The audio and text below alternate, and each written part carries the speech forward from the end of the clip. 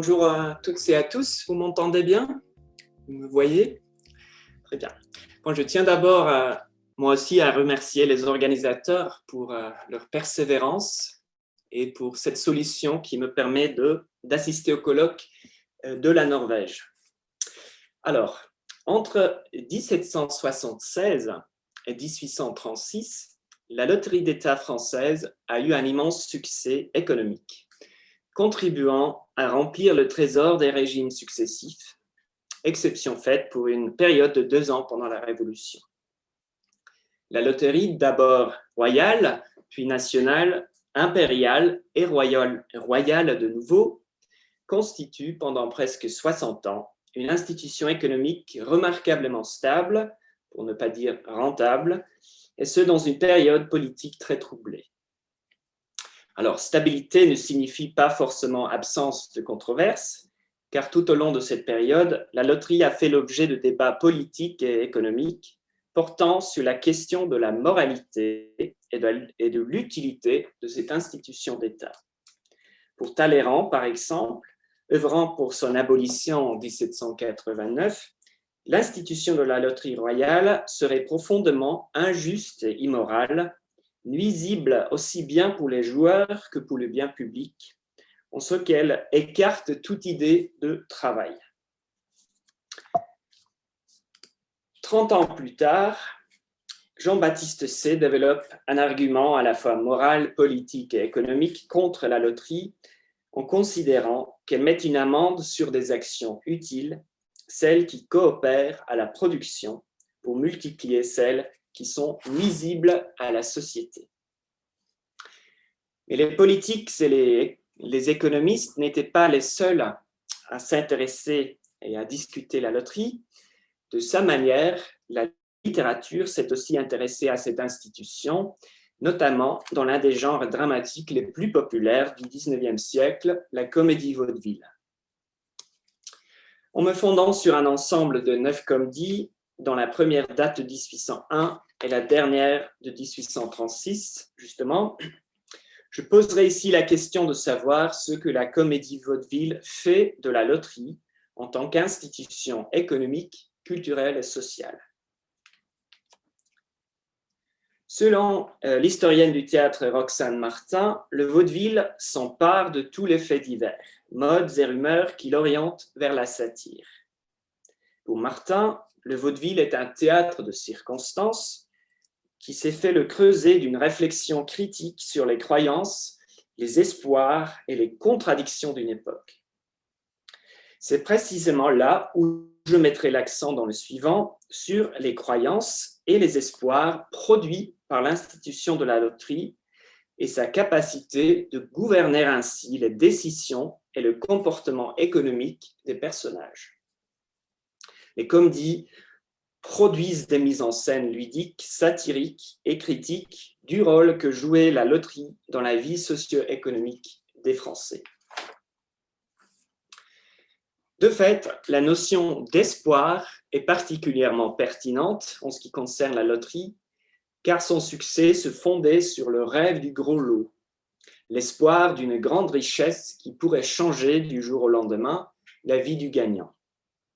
Le rêve de gagner une fortune qui permettrait au personnage de changer d'état, de se tirer de la misère ou de se rétablir après une banqueroute constitue un motif récurrent dans ces comédies.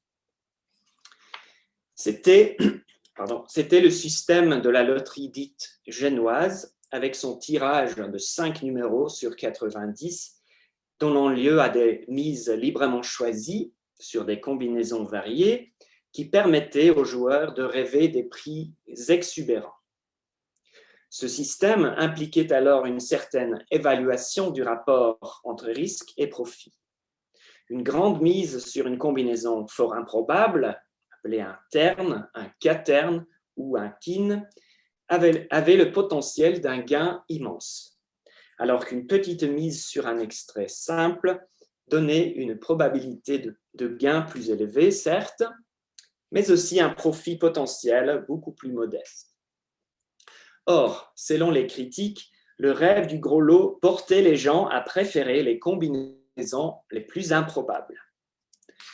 Dans le terme de Talleyrand, le peuple ignorant et crédule se laissait enivrer par le chimérique espoir de ce kin qui exalte les têtes jusqu'à la démence. Les comédies semblent pour la plus grande part adhérer à cette observation, car on y voit les personnages mettre obstinément et exclusivement sur des ternes, des quaternes ou des quines, en faisant ainsi, il faut le croire, preuve de leur incapacité à calculer le risque du jeu. Le rêve du gros lot est une fiction monnayable, produite par la loterie et dont la littérature s'empare aux fins comiques et satiriques.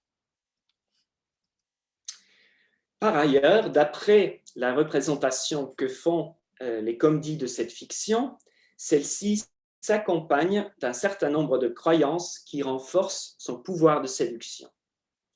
À part l'incapacité de bien calculer le risque, les comédies mettent en scène d'autres erreurs de raisonnement gouvernant le comportement et les décisions des personnages, qu'on appellerait peut-être aujourd'hui en théorie économique comportementale des biais cognitifs. Une idée qui revient régulièrement est que les tirages antérieurs auraient une influence sur les tirages futurs, alors qu'en réalité, les chances pour tout numéro de sortir sont les mêmes à chaque nouveau tirage. Une erreur de raisonnement similaire conduit les joueurs à répéter les mêmes combinaisons à chaque tirage, parfois pendant des années, dans la croyance que la probabilité augmenterait chaque fois que ces numéros ne sortent pas. Cette dernière pratique semble avoir été si répandue à mériter une expression « nourrir des numéros » ou « nourrir un terne, un quaterne ou un quine ». Expression qu'on retrouvera d'ailleurs dans le roman de loterie de Balzac, La Rabouilleuse de 1843. Comme le fait remarquer la joueuse Joséphine dans le bureau de loterie de 1823, la pratique de nourrir des numéros comporte pourtant un problème fondamental, à savoir la peur de voir les numéros sortir quand on ne les joue plus. Jusqu'à présent, le bonheur n'a pas été sur moi, mais si j'oubliais une fois de mettre la cabale, ils seraient tous capables de sortir. Ainsi, la comédie nous dévoile-t-elle peut-être un mécanisme mental produit par la culture de la loterie, un mécanisme qui créerait une contrainte entre le joueur et le jeu, une dépendance causée par le rapport intime que le joueur entretient avec des numéros particuliers. Et c'était là aussi un mécanisme qu'avait déjà dénoncé Talleyrand, pour qui la loterie arrivait à, et je cite, inspirer une persévérance effrénée dans le malheur, en faisant en sorte que le joueur soit ridiculement attaché à certaines combinaisons dont il s'attribue la gloire. Fin de la citation. Sur scène, le motif des numéros nourris sert à montrer comment la loterie structure le comportement économique des joueurs en affectant leurs priorités pendant de longues périodes. Par ailleurs, on voit que la pratique de nourrir des numéros sert à déplacer la prise de risque de l'acte de jouer vers son abstention. Une fois que le joueur serait attaché à des numéros particuliers, pour lui, de ne plus jouer constitue aussi une prise de risque. Si les comédies font ainsi la satire des biais cognitifs qui affectent le rapport des joueurs à la notion de risque, l'exemple le plus frappant est à trouver dans les pratiques de divination, c'est-à-dire des systèmes d'interprétation de rêves ou de numérologie pseudo-kabbalistique, dont le but était justement de réduire, sinon d'abolir le risque, en promettant aux joueurs la possibilité de prévoir ou de calculer les numéros gagnants. Le personnage du pseudo-kabbaliste, obsédé par la loterie et convaincu qu'il trouverait un jour la clé qui lui permettrait de ruiner la loterie, constitue presque un type littéraire hérité de la littérature italienne, Carlo Goldoni, de Pietro Chiari, Pourtant, les comédies vaudeville françaises me semblent ajouter un élément nouveau à ce type en insérant un langage financier dans le langage mystico-savant. Prenons l'exemple de Plus de loterie de 1836, où le personnage du pseudo-kabbaliste, M. Roussillon, présente ainsi son système. Je commence par mettre mes 3 numéros, ils sortent. Ça me fait donc déjà un terne assuré. À présent, je cherche un 4e numéro pour me compléter un beau quaterne avec lequel je gagne 400 000 francs. Suivez bien mon raisonnement. Je partage mes 400 000 francs pour 4 autres combinaisons que je poursuis avec ardeur et avec certitude. Car si par hasard je me trompe pour l'une de ces combinaisons, je triomphe pour les 3 autres.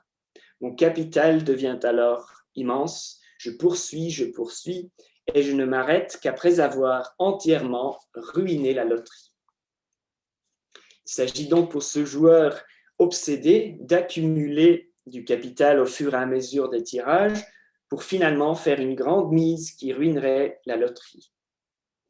Des notions financières telles qu'investissement, réinvestissement et dispersion des risques se trouvent ici juxtaposées à une pratique numérologique dont la maîtrise est peut-être censée refléter justement le savoir-faire du financier, celui qui saurait réduire la portion de risque à travers un calcul des données accessibles.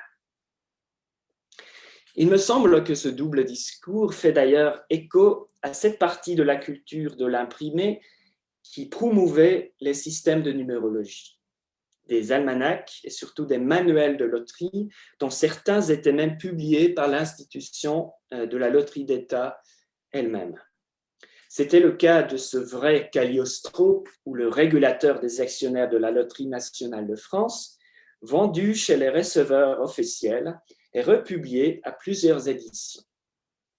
3 de nos comédies, respectivement de 1801, 23 et 36, y compris celle citée tout à l'heure, font référence à Cagliostro, témoignant ainsi du succès continu de ce manuel. Dans la préface de l'édition de 1810, on peut remarquer justement la présence de ce double discours mystico-savant et financier qui promet aux actionnaires de se procurer au moins 75 à 100% de leurs capitaux s'ils adopteraient ce système kabbaliste. Ainsi, les comédies semblent-elles faire la satire d'un certain discours publicitaire qui visait à attirer des joueurs en atténuant le risque du jeu. De fait, c'est l'un des traits les plus caractéristiques de cet ensemble de comédies d'associer la loterie à toute une culture économie du risque en termes de finances, de spéculation et d'agiotage. Selon l'historien américain Robert Kroekeberg, la loterie d'État française était, en effet, inextricablement liée aux nouvelles innovations de la période, y compris l'assurance et le marché financier.